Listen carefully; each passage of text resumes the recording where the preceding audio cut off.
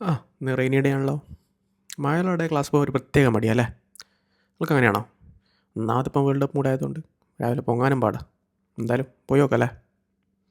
ആ സ്റ്റേഷനിലെത്തി. ട്രെയിൻ വന്നിക്കില്ല കേട്ടോ. നോക്ക് നിങ്ങൾ അവിടെ ഒരു കമ്മിറ്റ്മെൻറ്റ് നോക്ക് വർക്കിനോടല്ലേ. ഈ പേരും മഴയത്തും they are really passionate. Heights of. നമ്മൾ ട്രെയിൻ വന്ന് 10 മണിക്ക് ക്ലാസ്. കുറച്ച് ലേറ്റ് ആവും എന്തായാലും എത്തേ. പോയി നോക്കല്ലേ. മെഡിക്കൽ കോഡിങ് കോഴ്സ് ഇപ്പോൾ സെക്കൻഡ് മന്താണ്.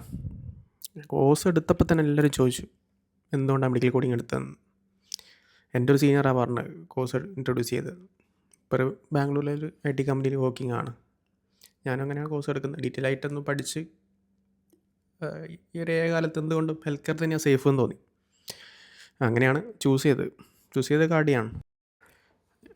മെഡിക്കൽ കോഡിങ് എൻ്റെ കരിയറിൽ ഏറ്റവും നല്ലൊരു തുടക്കമാണെന്ന് പറഞ്ഞവർ എന്നെ കുടുക്കി. അപ്പോൾ പിന്നെ ഡീറ്റെയിൽ ആയിട്ട് പഠിച്ചപ്പം അവർ ഇൻസ്റ്റഗ്രാം പേജൊക്കെ ഫോളോ ചെയ്തു.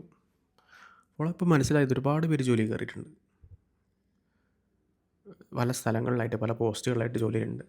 അപ്പോൾ അതെന്നെ നല്ല രീതിയിൽ അട്രാക്റ്റ് ചെയ്തു. അതിൽ 3 മന്താണ് സ്പെൻഡ് ചെയ്യുന്നുള്ളൂ.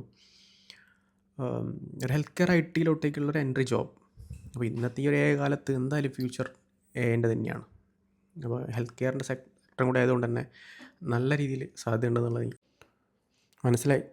നിങ്ങളൊന്ന് ഡീറ്റെയിൽ ആയി പഠിച്ചു നോക്കട്ടോ. ക്ലാസ് തുടങ്ങാൻ ടൈമായി. പിന്നെ കാണാം. ബൈ.